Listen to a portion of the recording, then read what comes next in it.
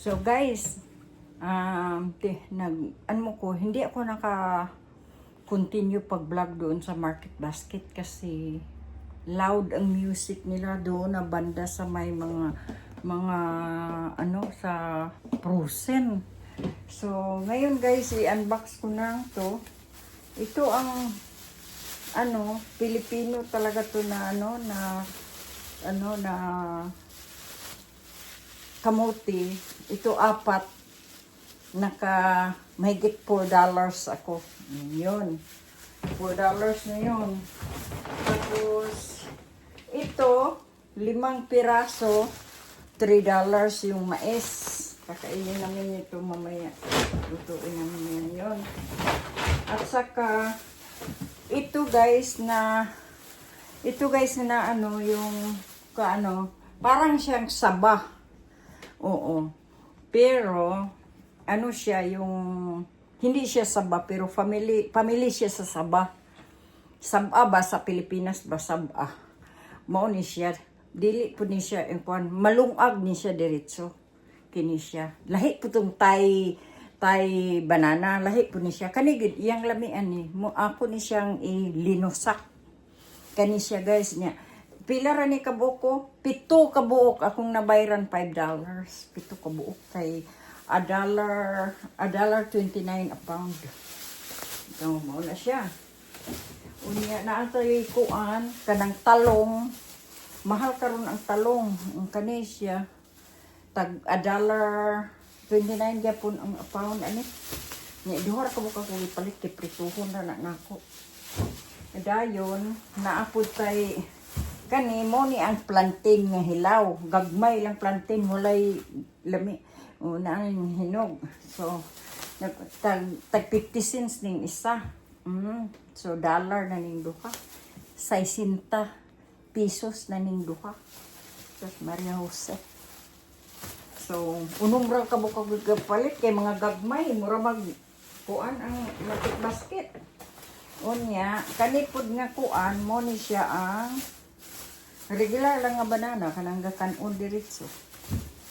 Shout out yun nun. Mami daghan kay banana kay mami. Mo na ako ang kuan guys niya. Kani po dayon gitawag ni sa amo sa Pilipinas sa labi na sa Camiguin, gitawag ni siya kutsaro. Yung isagol sa pansit. Kay magpansit ko. Unya di man gid unta gyud ko mapalit ani pero ang ako na good kay lami man gyud pero tanaw na ko makaon baka ni. Niya siya guys, donut. Shout out non, mami na iya donut. So nagpalit ko ana. Unya kani ko dayon. Dahil nagpalit ko kuan pizza ni siya, pizza nga pepperoni.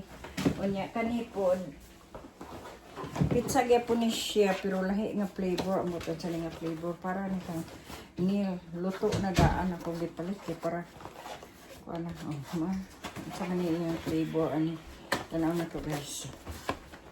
Flavor nara ay kuan day ka ng meat. Here your pizza for your lunch. And then mao na da guys ako ang among kaganapan karon ang kuan kay gisuko po ni niya din tayo ni guys sa mga Frozen na ako'y kuan Frozen nga kanang kamuting kahoy muna nga kamuting kahoy niya nagkapalit ko kuan ni kay gisale ng crabs lutuon na kung minisa kuan kang niya limpyo na daan blue crabs. Ang isa ka box ani $10. Para kang bear, cheese, di gid mahimo si bear ko wala cheese. Niya, kani siya guys, ang tawag daw ani monk fish.